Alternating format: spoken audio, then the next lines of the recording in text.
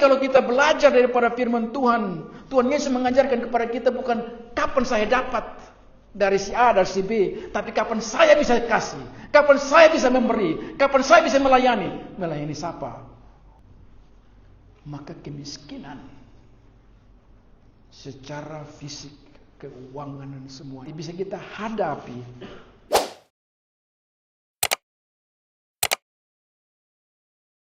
Kita pada pagi ini terambil dari Markus pasal yang ke-10 ayat yang ke-43, 44 dan 45. Markus 10 ayat 43, 44 dan 45.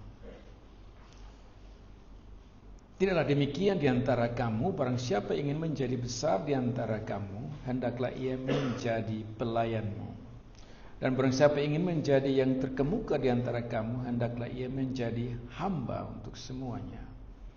Karena anak manusia juga datang bukan untuk dilayani, melainkan untuk melayani dan untuk memberikan nyawanya menjadi tebusan bagi banyak orang. Hari ini Tuhan Yesus mengajarkan kepada kita satu hal yang luar biasa. Dia mengajarkan kepada kita tentang kekuatan, kebesaran, kekuatan dan kebesaran daripada umat Tuhan, kekuatan dan kebesaran daripada saudara dan saya, kekuatan dan kebesaran daripada anak-anak Tuhan, orang Kristen. Dan apa kekuatan, apa kebesaran daripada kita? Tuhan Yesus mengajarkan bahwa kita menjadi kuat bukan dengan dilayani, tetapi dengan melayani. Kita melihat tiga hal. Yang pertama, dasar daripada pengajaran ini. Mengapa Yesus mengajarkan bahwa kita menjadi besar bukan karena dilayani, tapi melayani. Yang kedua, kita melihat bagaimana Yesus mengajari apa arti daripada melayani itu. Dan yang ketiga, kita melihat contoh daripada pelayanan ini. Yesus mengajarkan kepada kita bahwa kita menjadi besar, menjadi kuat bukan karena kita dilayani, tetapi kita melayani. Mengapa ada pengajaran ini, saudara-saudara? Pengajaran tentang melayani itu timbul dari permintaan dari para murid-murid. Murid-murid Tuhan Yesus datang kepada Tuhan Yesus dengan satu permintaan. Mereka mau untuk mendapatkan jabatan. Mereka mau untuk mendapatkan posisi. Mereka mau untuk dilayani. Karena ketika seseorang mendapatkan jabatan, maka orang itu pasti akan dilayani. Kita membayangkan kalau seseorang menjadi gubernur, bupati, maka ada ajudan-ajudannya, maka ada pegawainya. Semuanya itu akan datang dan melayani. Dan itu, saudara-saudara, muncul dalam ayat yang ke-35. Dikatakan lalu Yakobus dan Yohanes anak-anak Zebedeus mendekati Yesus dan berkata kepadanya, "Guru, kami harap supaya engkau kiranya mengabulkan suatu permintaan kami." Permintaan itu datang daripada kedua saudara ini yang disebut Yakobus dan Yohanes. Kedua saudara ini datang dan meminta supaya ada jabatan. Jabatan di mana? Jabatan dalam kerajaan yang Tuhan Yesus bangun. Jangan lupa bahwa Tuhan Yesus telah berbicara, dia telah menyatakan, dia telah mengajar bahwa kerajaannya yang lagi dibangun. Dia sudah mengatakan kerajaan sorga sudah dekat. Dia sudah mengatakan bahwa dia sementara membangun akan kerajaan. Orang-orang sudah tahu bahwa Yesus ini adalah anak Daud. Dan orang-orang Israel mengerti bahwa anak Daud berarti bahwa dia akan menjadi raja seperti Raja Daud. Karena itu saudara-saudara, gambaran tentang kerajaan, gambaran bahwa Yesus adalah seorang raja, itu telah ada dalam pikiran murid-murid.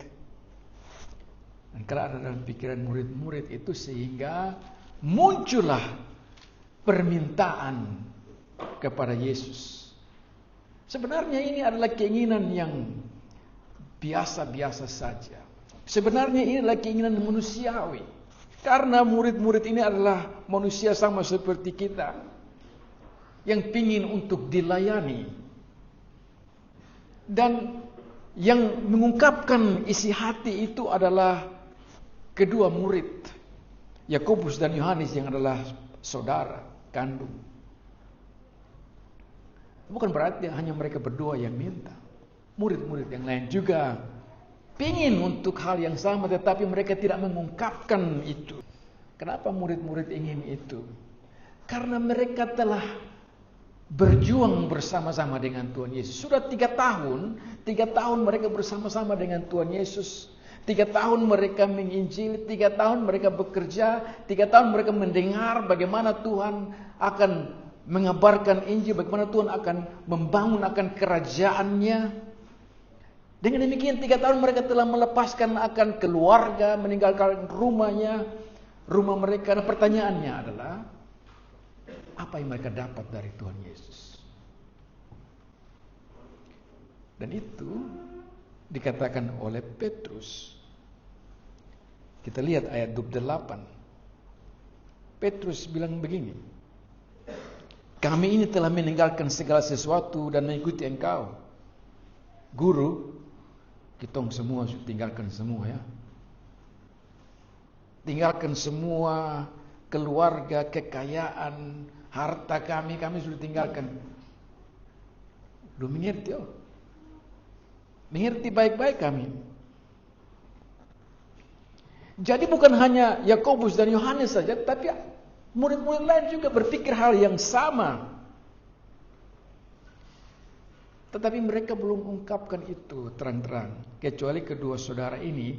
Dan kedua saudara ini mengatakan, kami mau Yesus, kami mau supaya engkau memperhatikan kami, supaya engkau jangan menolak akan permohonan kami. Apa permohonannya?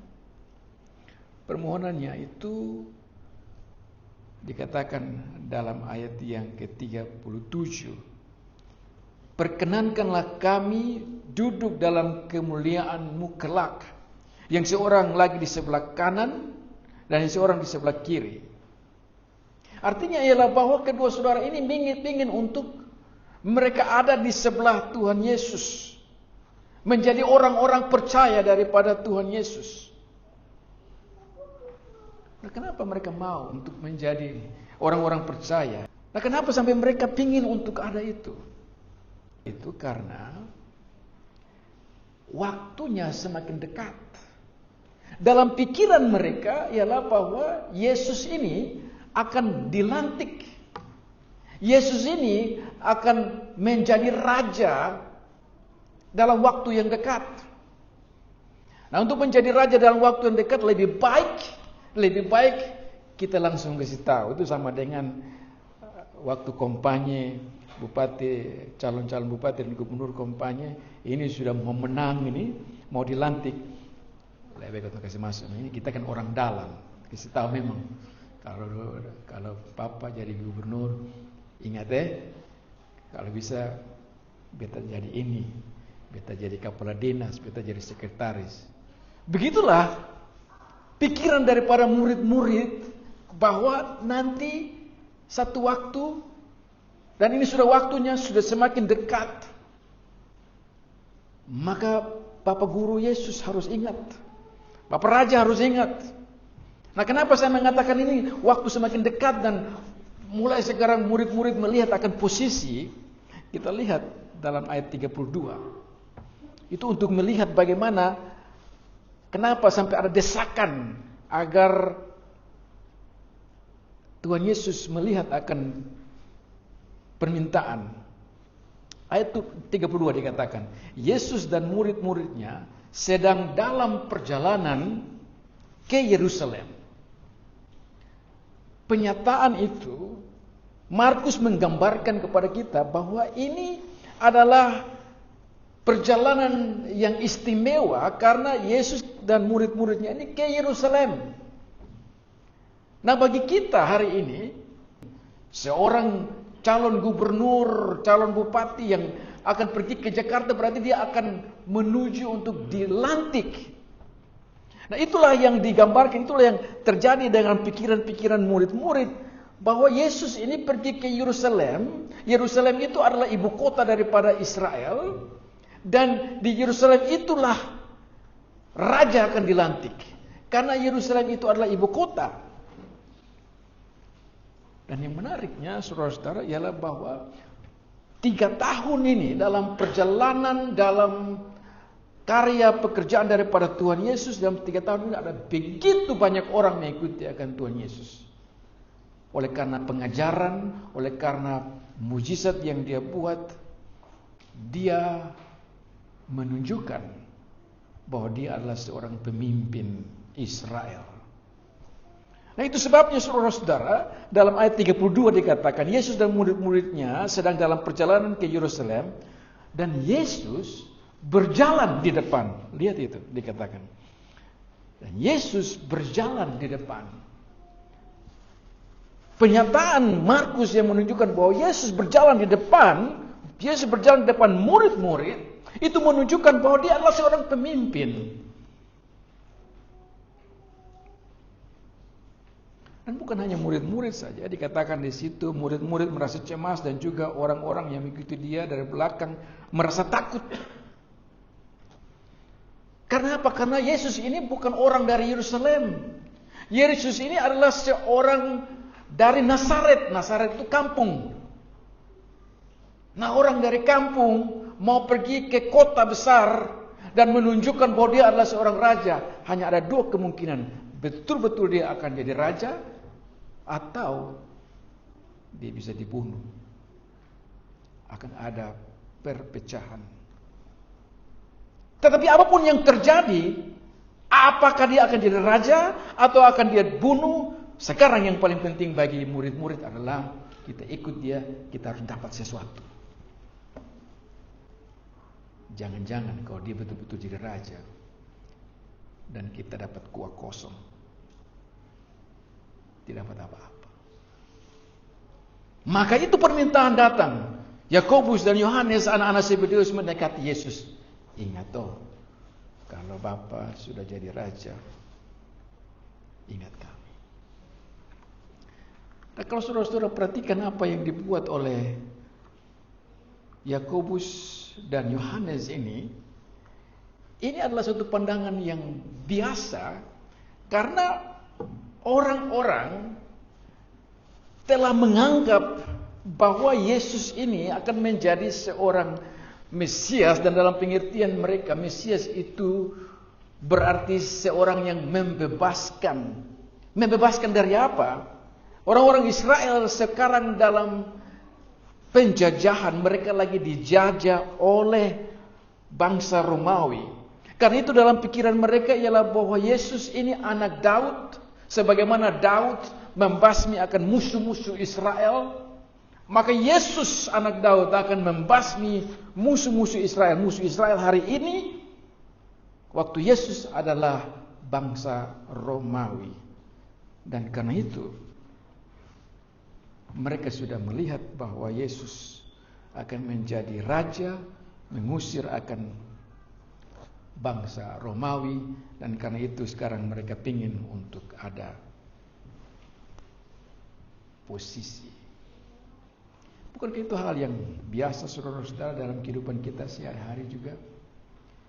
Kita yang bekerja, dalam pekerjaan-pekerjaan kita, kerja sudah lama, kita ingin agar bos kita, manajer kita melihat, mereview akan apa yang kita kerjakan, dan memberikan kenaikan-kenaikan pangkat, jabatan.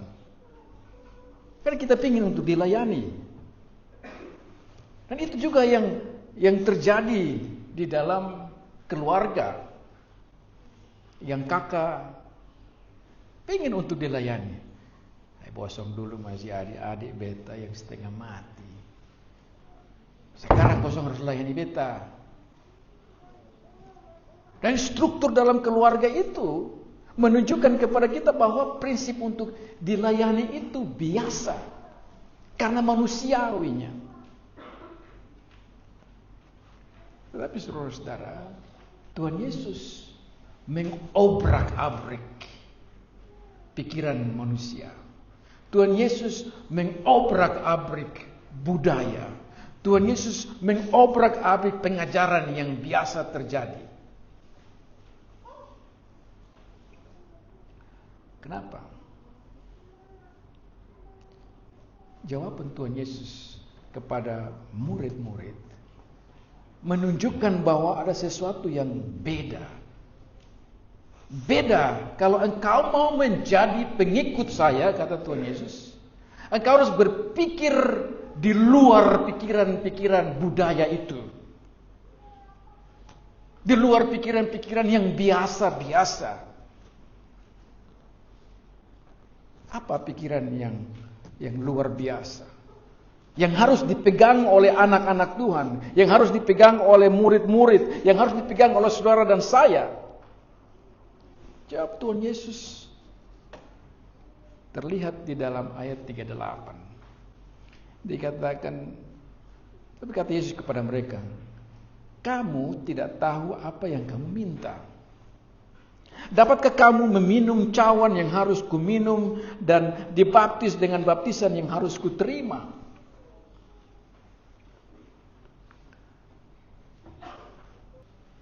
Kalau saudara-saudara perhatikan itu kata, apa yang Anda pikirkan? Apakah Tuhan Yesus bicara tentang posisi di sana? Sepintas kelihatan tidak masuk akal jawaban daripada Tuhan Yesus. Apa yang ingin Tuhan Yesus ajarkan di sini? Yang Tuhan Yesus ingin ajarkan ialah bahwa mengikut Yesus, mengikut Dia, berarti bahwa pikiran murid-murid mesti berubah. Apa yang harus dirubah? Tuhan Yesus katakan, dapatkah kamu meminum cawan yang harus kuminum? Dan jawaban mereka mengatakan kami dapat. Dan Yesus berkata kepada mereka, memang kamu akan minum cawan yang harus kuminum dan yang akan dibaptis dengan baptisan yang harus kuterima. Apa itu cawan? Kalau saudara-saudara membuka akan Mazmur 75. Mazmur 75 secara khusus ayat yang ke-9.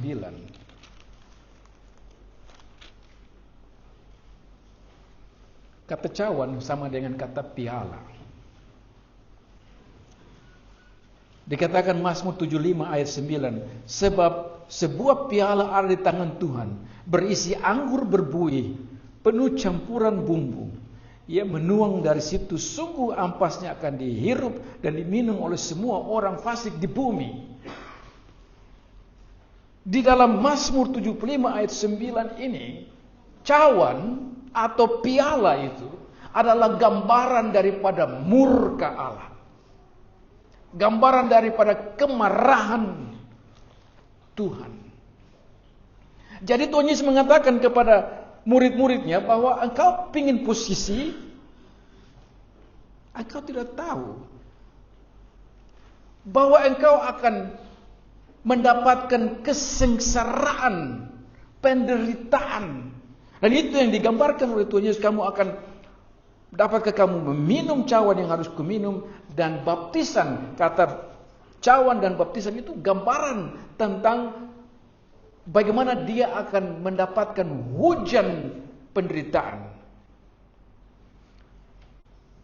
Dan itu saudara-saudara, Tuhan Yesus telah mengajarkan kepada murid-muridnya bahwa Dia datang untuk menderita.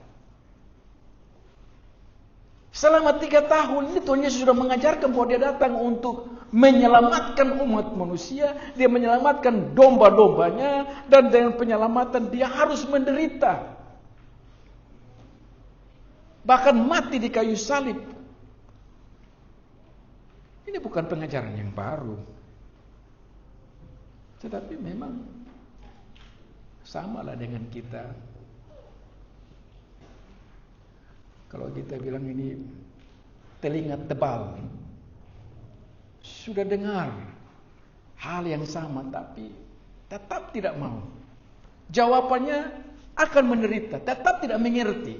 Tuhan sudah bilang dia akan menderita, tapi murid-murid tidak mau mengerti. Bukankah demikian dengan kita, saudara-saudara, bahwa kita diajar tiap minggu, kita belajar firman Tuhan, tetapi kadang kita lupa. Bahkan kadang-kadang kita pun menganggap tidak tahu. Nah, sebelum teks kita, saudara-saudara, itu Tuhan Yesus lagi memberitahukan lagi. Lihat di dalam ayat 33. Katanya, sekarang kita pergi ke Yerusalem dan anak manusia akan diserahkan kepada imam-imam kepala dan ahli-ahli Taurat, dan mereka akan menjatuh dia hukuman mati, dan mereka akan menyerahkan dia kepada bangsa-bangsa yang tidak mengenal Allah, dan ia akan diolok-olok, diludahi, disesat dan dibunuh dengan sesuatu, dan sesudah 3 hari ia akan bangkit. Itu gambaran tentang cawan, tentang baptisan yang Tuhan Yesus akan terima. Penderitaan. Nah, sekarang pertanyaannya kepada para murid-murid ini. Apakah engkau mau bisa terima ini cawan, penderitaan ini? Dan Yesus sendiri menjawab, ya, pasti engkau akan terima. Kenapa? Pasti engkau akan terima. Karena mengikut Tuhan itu berarti bahwa engkau akan menderita. Begitupun juga dengan kita, saudara-saudara. Tidak ada satupun pengikut Tuhan yang tidak menderita. Tidak ada satupun anak-anak Tuhan yang tidak menderita. Penderitaan bukan berarti bahwa kita miskin, tidak punya uang. Tapi penderitaan yang Tuhan Yesus maksudkan ialah bahwa kita mempertahankan akan kebenaran. Mengajar orang tentang kebenaran. Setia dalam kebenaran. Setia dalam firman Tuhan. Itu tidak gampang. Menegur orang lain kalau orang lain itu salah. Menegur saudara kalau saudara itu salah. Menegur istri, suami, anak kalau anak itu salah dan istri salah atau suami salah. Apa yang kita dapat ketika kita menegur? Yang kita dapat ialah cemooh. Yang kita dapat ialah bibir miring. Dia omong sepertinya dia sudah bersalah. Lihat dong. Dia tegur beta. Dia sepertikan dia sendiri. Yang paling parah ialah bahwa ketika kita bicara hal yang baik, teman kita, saudara kita, ya. Tapi di belakang, dia mulai bicara. Tapi pun kawan kermana.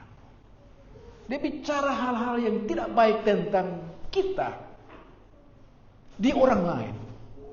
Gosip muncul. Karena apa? Karena dia tidak suka dengan hardikan, dengan teguran kita terhadap dia. Nah, itulah yang Tuhan Yesus maksudkan bahwa kamu akan menerima minum dari cawan penderitaan karena kamu memberitakan hal yang benar, menyatakan hal yang benar, menunjukkan hal yang benar. Dan itu yang terjadi juga dengan majelis gereja. Saya sebagai pendeta, kadang-kadang ada orang yang olok juga. Bapak Ed pun suara besar sekali kalau dia khotbah. Jangan-jangan ketemu istri ikut ke Bapak Ed khotbah di rumah. Pulang dia khotbah panjang-panjang kepada ketong, persis ke Bapak Ed. Nah, saya yang dengar juga sakit hati. Padahal saya maksudnya benar. Tapi itu diolok-olok. Bukankah apa yang saya katakan hal benar? Kalau saya salah dalam perbuatan silakan ditegur. Tetapi bahwa saya memberitakan hal yang benar, kenapa saya dihina? Begitupun juga dengan majelis gereja, kenapa harus dihina, diolok-olok? Tapi itu tidak membuat kita berhenti mengajar, berhenti untuk menegur. Karena itulah maksud Tuhan kita. Kita datang dalam gedung gereja ini dengan maksud untuk melayani. Semakin kita melayani, kita semakin kuat. Semakin kita mengajar satu dengan yang lain, kita semakin kuat. Semakin kita menegur satu dengan yang lain, kita semakin kuat. Maka itu tema kita. Kita kuat bukan karena kita dilayani, tapi melayani. Pelayanan yang paling utama ialah memberikan pengajaran yang benar. Pelayanan yang paling utama adalah mengajarkan hal yang benar kepada siapa saja. Nah, itu bagian yang kedua. Apa itu melayani? Saudara-saudara, lihat ayat yang ke-41. Itu yang terjadi. Di dalam ayat yang ke-41 itu memberikan kepada kita suasana yang tidak enak. Dikatakan mendengar itu, ke-10 murid yang lain menjadi marah kepada Yakobus dan Yohanes. Kenapa menjadi marah? Karena Yakobus dan Yohanes ini membuka, menunjukkan keegoisan mereka. Egoisnya apa? Karena mereka ingin untuk menjadi orang nomor 1. Dan nomor 2 yang dekat dengan Tuhan Yesus waktu dalam kerajaan ketika Yesus menjadi raja menurut pikiran mereka. Maka timbul pertengkaran di antara mereka. Karena ada kesombongan, karena keegoisan. Nah, itu biasa. Kita bisa melihat di dalam kehidupan rumah tangga, anak-anak yang saling bertengkar satu dengan yang lain, sesungguhnya karena ego. Yang dia mau ialah dia punya dirinya sendiri, apa yang dia inginkan. Nah, Tuhan Yesus mengatakan kepada murid-muridnya bahwa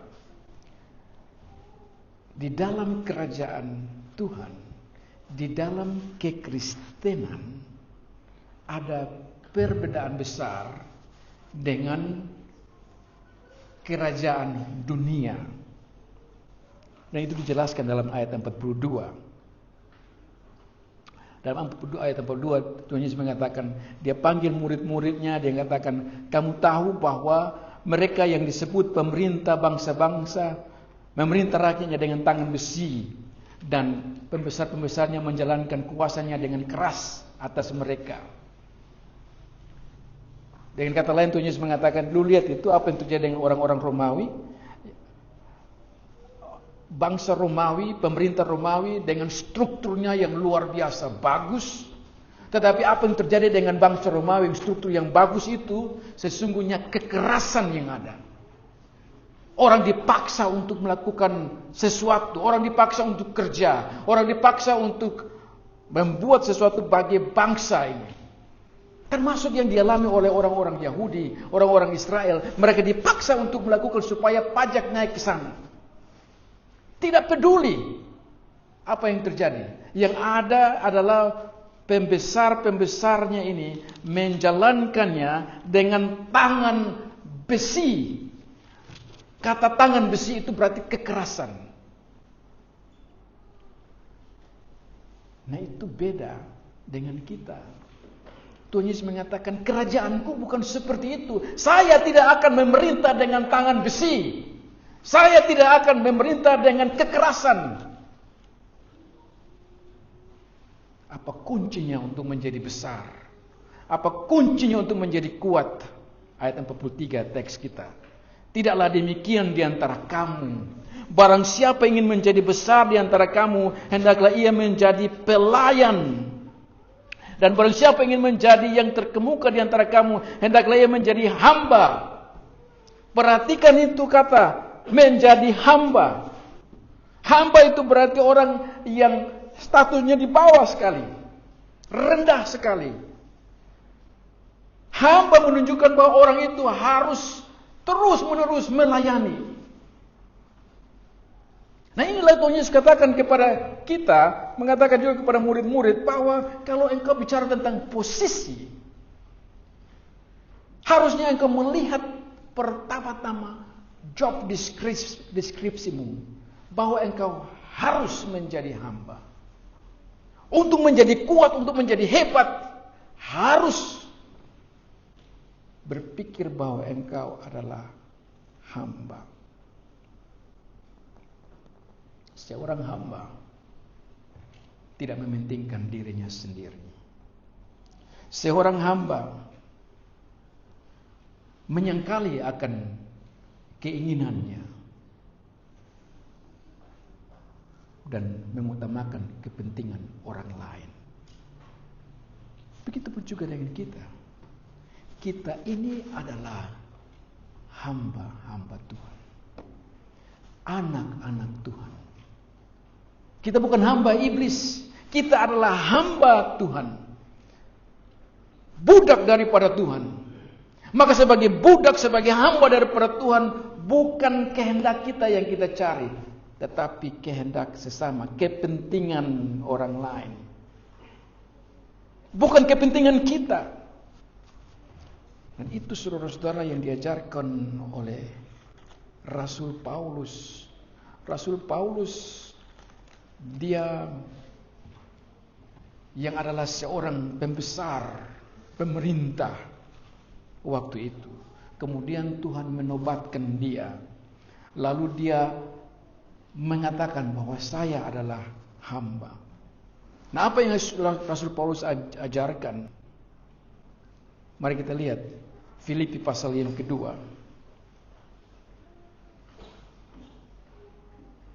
Filipi pasal yang kedua, ayat yang ketiga, di mana Rasul Paulus mengatakan ini.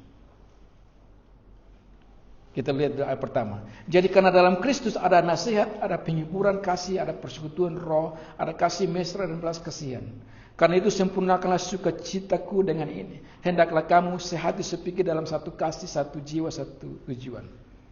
Dengan tidak mencari kepentingan sendiri-sendiri atau pujian yang sia-sia.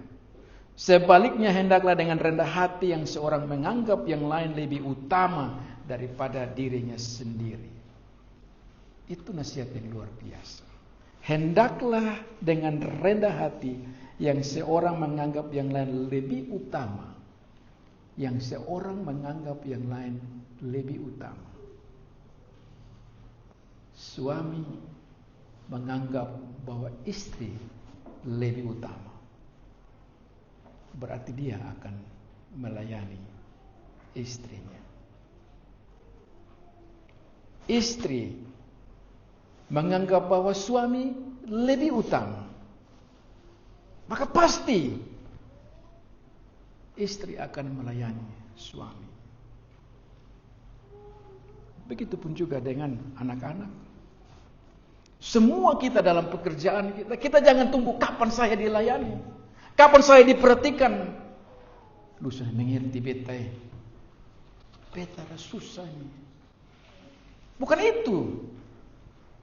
Kita harus dulu memahami dia. Kita harus dulu memahami orang yang kita kasih, yang kita bilang kita kasihi. Perhatikan dia, apa yang dia inginkan, kita layani itu. Itulah kekuatan kita. Itulah kehebatan kita. Dan itu yang Tuhan Yesus ajarkan hari ini kepada kita lewat pengajaran ini. Bahwa kita harus berpikir, kita harus berubah pikiran kita, budaya kita harus dirubah. Kita terus memperhatikan akan kepentingan orang yang kita kasihi. Maka kita menjadi besar, maka kita menjadi kuat. Bayangkan itu. Bayangkan kalau kita semua punya sikap sebagai hamba, sebagai budak. Beberapa hari yang lalu saya bicara tentang kemiskinan orang NTT. Saya bicara tentang pengajar, pendidik adalah salah satu sumbangsi daripada kemiskinan di NTT. Pendeta menjadi sumbangsi kemiskinan di NTT. Kenapa? Karena para pendeta, para pelayan tidak mengajarkan orang untuk bekerja. Tidak mengajarkan orang untuk melayani. Tapi semua mengajarkan kapan saya dapat dilayani. Saya datang ke gereja mau dapat apa? Sulama di sini. Oh, kira-kira ini pendeta dong perhatikan sengkotong kosong. Sulama jadi anggota di sini. Beta dapat uang berapa? Nah, pikiran-pikiran seperti itu yang membuat kita semakin terpuruk dan miskin. Tapi hari ini kalau kita belajar daripada firman Tuhan, Tuhan Yesus mengajarkan kepada kita bukan kapan saya dapat dari si A dan si B, tapi kapan saya bisa kasih, kapan saya bisa memberi, kapan saya bisa melayani. Melayani siapa? Melayani orang yang dikasihi. Maka kemiskinan secara fisik, keuangan dan semuanya itu bisa kita terobati, bisa kita lewati, bisa kita hadapi karena kita mau untuk melayani, karena kita mau untuk bekerja, karena kita mau untuk melihat akan apa yang Tuhan telah berikan kepada kita. Kaki tangan, pikiran, nafas. Itu semua berkat-berkat Tuhan yang kita bisa gunakan untuk melayani Tuhan, untuk melayani sesama dengan bekerja. Nah, Tuhan Yesus, saudara, bukan asal omong. Dia mengatakan apa yang diajarkan tentang hal menjadi kuat dan hebat dengan melayani. Tuhan Yesus bukan asal mengajar, tetapi dia bekerja. Dan itu diajarkan dalam ayat yang ke-45. Menjadi dasar. Dia bilang, saya ajarkan ini. Karena ini yang saya lakukan. Ayat 45 dia katakan. Karena anak manusia juga datang bukan untuk dilayani, melainkan untuk melayani. Dengan kata lain, anak manusia datang untuk menjadi budak. Budak siapa? Budak daripada saudara dan saya. Tapi dia menjadi budak dengan memberikan nyawa. Memberikan hidup. Memberikan nyawa supaya saudara dan saya bisa mendapatkan akan kehidupan yang kekal. Itulah kehebatan kita orang Kristen. Bahwa kita berbeda dengan orang-orang lain yang ada di dunia ini. Yaitu bahwa kita telah terlepas dari hukuman dosa. Kita terlepas dari murka Tuhan. Karena Yesus telah menerima akan cawan itu. Penderitaan itu, yang penderitaan neraka itu telah diterima oleh Yesus. Maka itu kita rayakan Paskah setiap tahun. Kita rayakan Paskah itu mengenang akan betapa luar biasanya budak ini Yesus yang datang dan menyerahkan akan nyawa. bukan sekedar ngomong, tapi dia tunjuk jalan. Maka itu saudara dan saya, yang ketika kita nyanyi saya mau mengikut Yesus, maka bukan kita hanya nyanyi, tetapi kita lakukan itu, memberikan hidup kita kepada orang yang kita kasihi. Nyawa kita berikan kepada Tuhan yang telah memberikan kepada kita kebebasan itu. Siapkah saudara-saudara untuk menjadi budak Tuhan?